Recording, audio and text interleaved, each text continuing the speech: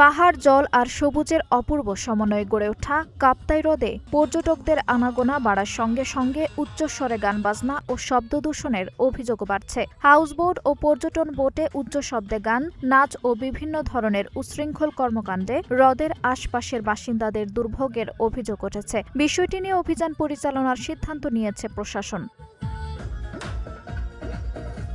স্থানীয়দের অভিযোগ, পর্যটকদের আনন্দে আপত্তি নেই, তবে উচ্চ স্বরে গান বাজনার কারণে শিশু, শিক্ষার্থী, বয়স্ক ও অসুস্থ ব্যক্তিদের স্বাভাবিক জীবনযাপন ব্যাহত হচ্ছে। বিশেষ করে বসতবাড়ির কাছাকাছি বোটে উচ্চ শব্দের সাউন্ড সিস্টেম ব্যবহারে বেশি ভোগান্তি হচ্ছে।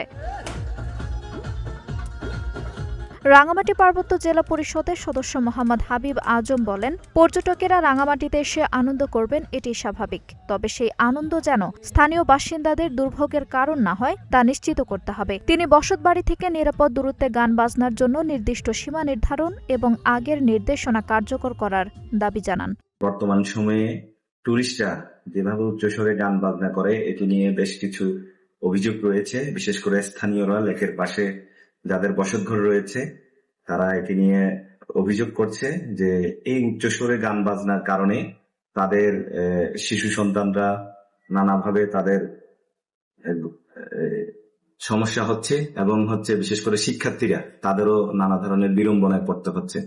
তো স্থানীয় সহ অভিভাবক মহল সহ সচেতন মহল সকলেই বলছে যে উচ্চস্বরে যে গান বাজনাটুকু এটি যাতে নিয়ন্ত্রণ করা হয়, এই বিষয়টুকু যাতে সকল মহল প্রশাসন যাতে নজরদারি রাখে, যে পর্যটক সহ যারা এই কাপ্তাই লেকে নৌ ভ্রমণ করছে প্রত্যেকেই যাতে লাইফ জ্যাকেটটি নিশ্চিত থাকে, এটি সকল মহলের দাবি নিরাপদ জীবনের জন্য এবং নিরাপদ ভ্রমণের জন্য।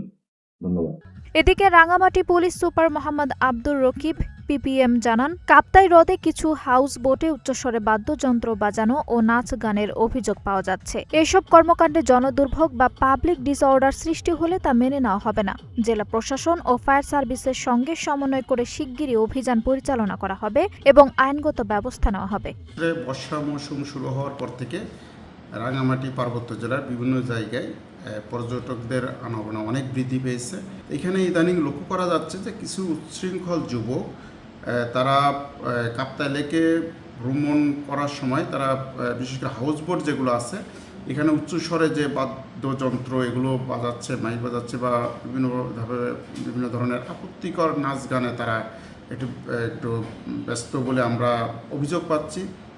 তো এই ধরনের অভিযোগের প্রেক্ষিতে আমরা সিদ্ধান্ত নিয়েছি যে আমরা নিয়মিত অভিযান পরিচালনা করব।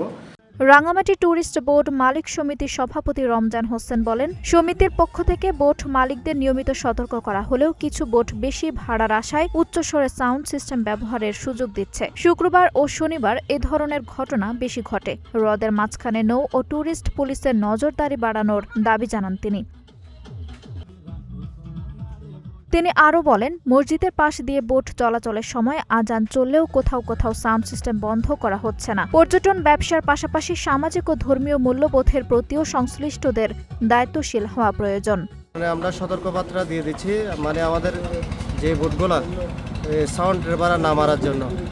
এখন ওরা কি করে বেশি ভাড়া পায়, এগুলা বেশি ভাড়া কারণ লোভের কারণে এরা কয়েকটা বোট পাহাড় টাহাড়ে সাউন্ডের ভাড়া বেশিরভাগ মেরে থাকে, কিন্তু এগুলো রিস্কের ব্যাপার, ঝুঁকিপূর্ণ। এগুলো বন্ধ করে দিলে ভালো হয়। এখন এগুলো বন্ধ করতে গেলে কি করতে হবে, নৌ পুলিশ দিয়ে নদীর বিস্কারে নৌ পুলিশ দিয়ে বন্ধ করতে হবে, না হয় করে দেওয়া দরকার। বেশিরভাগ শুক্রবারে, বৃহস্পতিবারে, শনিবারে হয়। জেলা আইনশৃঙ্খলা কমিটির সভাতেও কাপ্তাই হ্রদে পর্যটকদের নিরাপত্তা, উচ্চস্বরে গান বাজনা ও জনদুর্ভোগের বিষয়টি আলোচনায় আসে।